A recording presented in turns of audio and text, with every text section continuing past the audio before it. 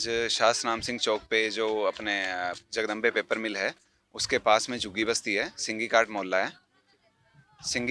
है और मैं वहाँ खड़ा हूँ। और आज हमारी संस्था है यूथ सोशल वेलफेयर क्लब और हमने आज डीएसपी साहब को बुलाया है यहाँ पे।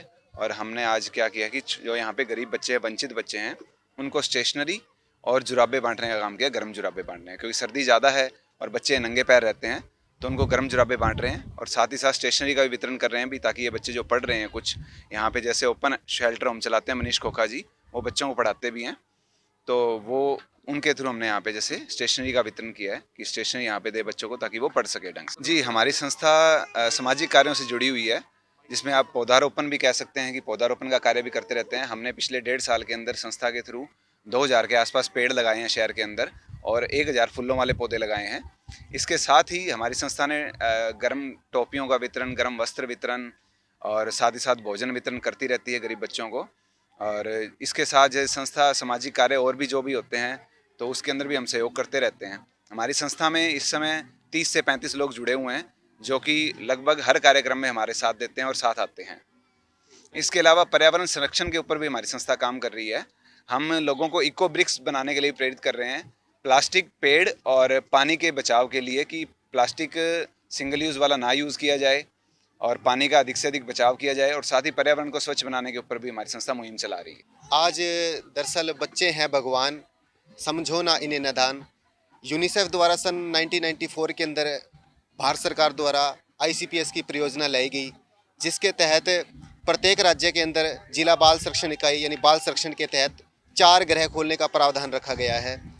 और उसी के तहत हमारा हरियाणा राज्य में भी इसी कड़ी के अंदर बाल संरक्षण योजना के तहत खुला आश्रय गृह खोले गए, जो कि घुमंतु, लापता, गुमशुदा या किसी भी तरीके से अपने घर से निकले हुए बच्चों को संरक्षण प्रदान करता है।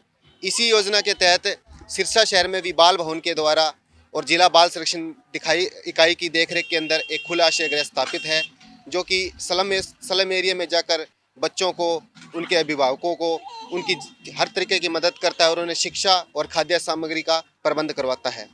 इसी कड़ी के अंदर जब भी शहर के अंदर कोई लापता या गुमशुदा या बाल मजदूरी का बच्चा बाल संरक्षण इकाई या बाल कल्याण समिति द्वारा दिया जाता है, तो उसकी संरक्षण की जिम्मेदारी भी खुला आश्रय गृह द्वारा की जाती है।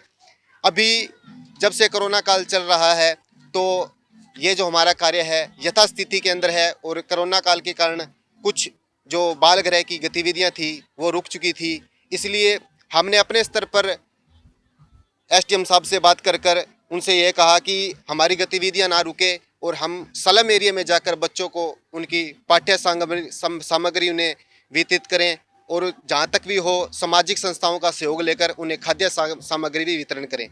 इसी कड़ी में आज यूथ वेलफेयर सोसाइटी से, यूथ सोशल वेलफेयर से भाई हर्ष मरोदिया जी से मुलाकात हुई और उन्होंने कहा कि हम भी आपके ओपन शेल्टर होम के साथ मिलकर संयुक्त तत्वावधान में एक कार्यक्रम करना चाहते हैं और हम आपके साथ जुड़कर बच्चों को पाठ्य सामग्री और खाद्य सामग्री वितरण करना चाहते हैं। और आज इसी कड़ी में स्लम एरिया के अंदर, जो कि वार्ड नंबर 12 सिंगी काट मोहल्ले में पड़ता है, उन स्लम बस्तियों में आज हम इनके द्वारा एक कार्यक्रम रख रहे हैं, जिसमें कि माननीय डीएसपी महोदय जी मौजूद रहेंगे और बच्चों को पाठ्य सामग्री का वितरण करेंगे। आज स्लम बस्ती में ये अपनी एक संस्था है यूथ सोशल वेलफेयर क्लब है, उसकी तरफ से अपने स्टेशनरी वितरण का, जुराबे वितरण का और कुछ बच्चों को कुछ खाने पीने की चीज़ें वितरण करने का कार्य आज किया गया।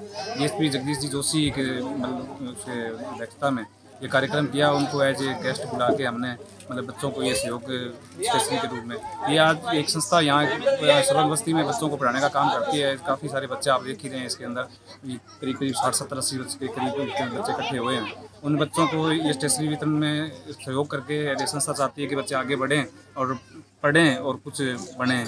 सर, ये स्टेशनरी वितरण का हमारा आज ये समारोह था और हम चाहते थे गर्म जुराबे, जिसमें बच्चों को हम मोटिवेट कर रहे हैं स्टडी के लिए और बच्चों को सिंसियरिटी की तरफ लेके जा रहे हैं। झुग्गी झोपड़ी वाले बच्चे आज पढ़े लिखे बच्चों से मुकाबला कर रहे हैं आज के टाइम में। स्लम एरिया में रहने वाले बच्चों को हम चाहते हैं भी आगे बढ़ चढ़कर हमारी इसमें सोसाइटी में हिस्सा लें। ये बच्चे स्लम्स में ना रह के खुद के अपने एक झोपड़ी से निकल कर खुद का एक घर बनाएं, आशियाना बनाएं और हमारे देश को आगे लेके जाएं। देखो, टैलेंट हर बच्चे में होता है, तो उस टैलेंट को बाहर निकालने के लिए किसी न किसी की हेल्प चाहिए होती है। तो हमारी ये कोशिश है कि हम इन बच्चों का टैलेंट बाहर निकालें, ये बच्चे भी किसी लायक बने, अपने पैरों पे खड़े हुए। तो हमारी जो यूथ वेलफेयर सोशल क्लब की टीम है वो यही कोशिश करती है कि जगह जगह जाकर बच्चों का टैलेंट सभी के सामने लाए, उन्हें किसी मतलब उन्हें कामयाब बनाए ताकि वो किसी पे डिपेंड ना रहें। और उनके पेरेंट्स की भी यही ड्यूटी है कि वो 14 साल से कम उम्र के बच्चों को लेबर में ना लगाएं। आज यहाँ पर youth youth social welfare club की तरफ से छोटे छोटे बच्चों को पुस्तकें, पेंसिल व दूसरी जुराबें और कपड़े ये बांटे जा रहे हैं ताकि लोगों को पढ़ाई में बच्चों को जागरूक किया जा सके, क्योंकि ये पढ़ाई की तरफ बहुत ही कम ध्यान देते हैं। इन्होंने जे एक्ट की तरफ इन्होंने ध्यान दिया है कि 14 वर्ष से कम उम्र के बच्चे पढ़ाई की तरफ ध्यान दे। इनकी माता पिता की जिम्मेवारी है बच्चों को पढ़ाएं। तो ऐसे कार्यक्रम से बच्चे जागरूक होंगे। ये बहुत ही अच्छा और सराहनीय कार्य है। मैं इनका हार्दिक स्वागत और अभिनंदन करता हूँ। ये समय समय पर ऐसा कार्य करे ताकि गरीब लोगों के बच्चे जागरूक होए, झुग्गी झोंपड़ी जो रहते हैं और इन अच्छी तरह पढ़ाई करे। पढ़ाई विद्या अमूल्य धन है, जब विद्या आएगी तो सब चीज़ इनके पास आ जाएगी। तो ये इन्होंने ऐसे कार्य बहुत सराहनीय कार्य कर रहे हैं। ये पूरा प्रोत्साहन मिलता है। देखिए हर आदमी को पता चलता है और आम आदमी लोग सहयोग करते हैं और इससे और भी इनको फ़ायदा मिलता है। लोगों को भी फ़ायदा मिलेगा कि लोग पढ़ेंगे, बच्चे ये ऐसे इधर उधर नहीं घूमेंगे, कागज़ वगैरह नहीं पीनेंगे। तो पढ़ाई एजुकेशन अमूल्य धन है, विद्या की तरफ जागरूकता ज़्यादा आ रही है इससे।